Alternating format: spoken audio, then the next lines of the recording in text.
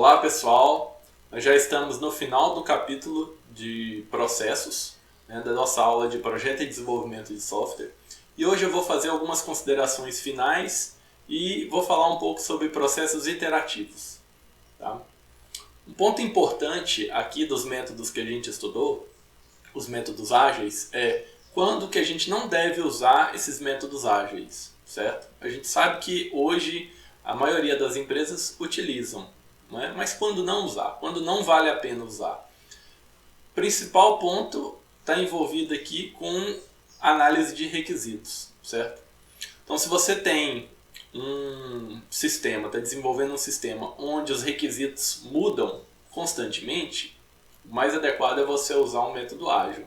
Mas se isso não acontecer, né? Se o mercado para o qual você está desenvolvendo aquele sistema é um mercado estável e previsível, onde os processos ali já não mudam, já não tem uma mudança há anos, então não vale a pena utilizar um método ágil. O ideal é fazer o planejamento dos requisitos, né? Análise de requisitos, o planejamento, e pode utilizar aí um processo parecido com o em cascata. Outro ponto, os requisitos são claros no início do projeto e irão permanecer estáveis, né? As condições do mercado envolvem as regras de negócio. Os requisitos são claros, tá? Então a gente não precisa utilizar um método ágil, né? Nada impede que utilize, né?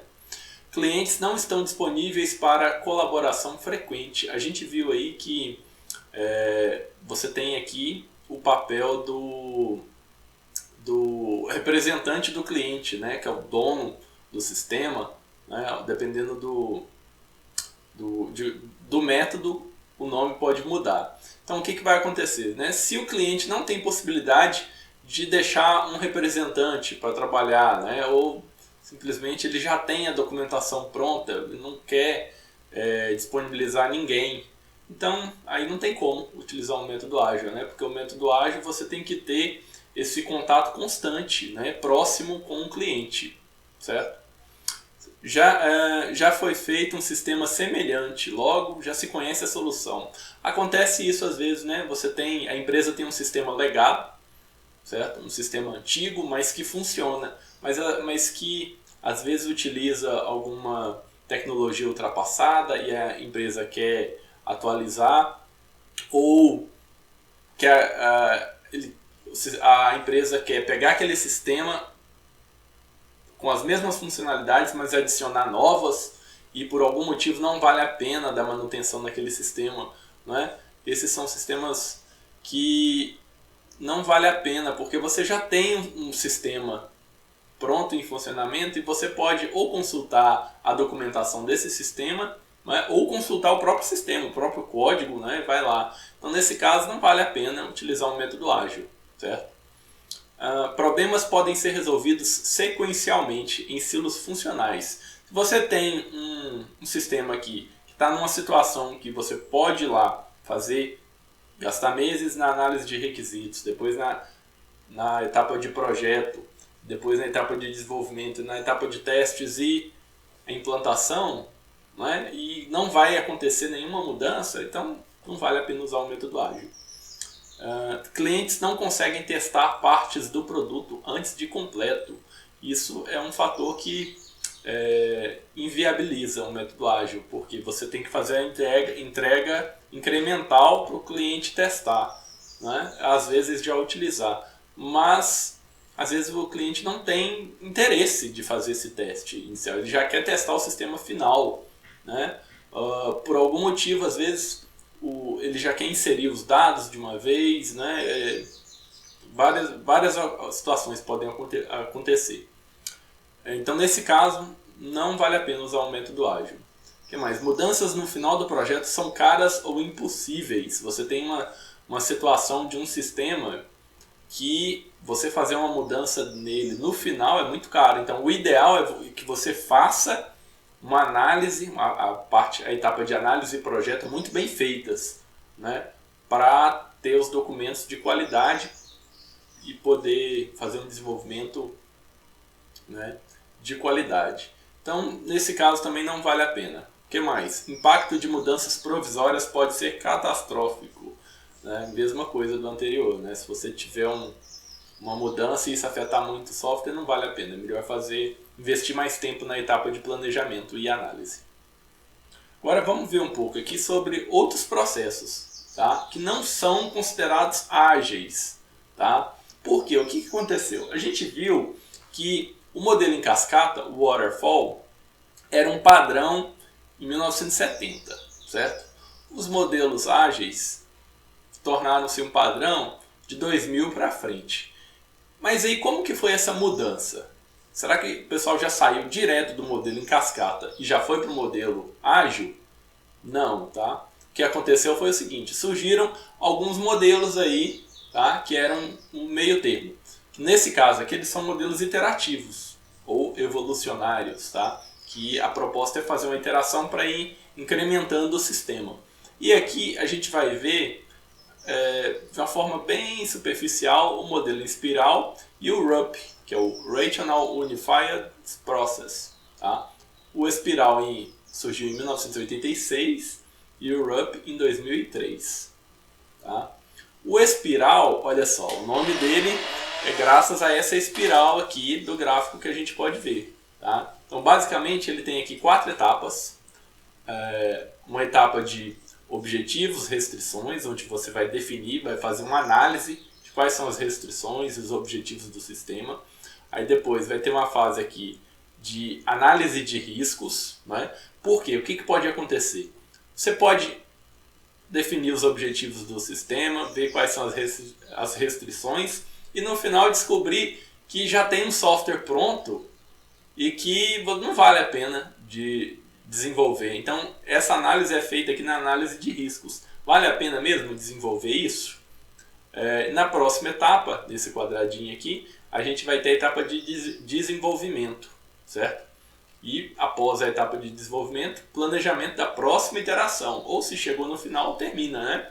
Então, você vai definir um objetivo aqui para essa iteração, vai fazer análise de riscos dessa iteração, desenvolver o que foi proposto e finalizar, implantar, né? Criar o manual, implanta o sistema, treina o usuário, pronto, termina. Ou passa para a próxima etapa, que aí você vai definir um outro objetivo, né? E outras funcionalidades que vão ser implantadas. O diferencial aqui, principal diferencial dos modelos ágeis, tá? Nos modelos ágeis, a gente vê lá, por exemplo, que o sprint, né? Um sprint tem ali de máximo um mês, né? Eles recomendam, então as empresas não vão fugir muito disso. E aqui não. Aqui uma interação, olha só, ela tem de 6 a 24 meses, ou seja, muito maior que o XP e o Scrum. Tá? Então o diferencial aqui é que a iteração aqui ela é muito mais longa, muito mais demorada em comparação com o XP ou o Scrum. No RUP, tá? Rational Unified Process, o que acontece? A Rational era uma empresa que foi comprada pela IBM. Então ela criou um processo unificado lá. Tá? E esse processo ficou famoso porque ela foi... uma das características principais foi que ela ligou, né, esse processo unificado dela estava totalmente ligado aos diagramas da UML, certo? E o que aconteceu? Para auxiliar a criação desses diagramas UML, a Rational começou a desenvolver ferramentas case. Para quem não se lembra, as ferramentas case são... a case é a sigla, né, que significa engenharia de software auxiliada por computador. Certo? Então aqui você tem as ferramentas para ajudar a desenhar os diagramas lá da UML. Então a Rational, ela criou algumas ferramentas case, que na época ainda não existia, criou algumas ferramentas case para ajudar nessa etapa da engenharia de software e, consequentemente, ela lucrava com isso. Né? Algumas ferramentas eram pagas. Tá?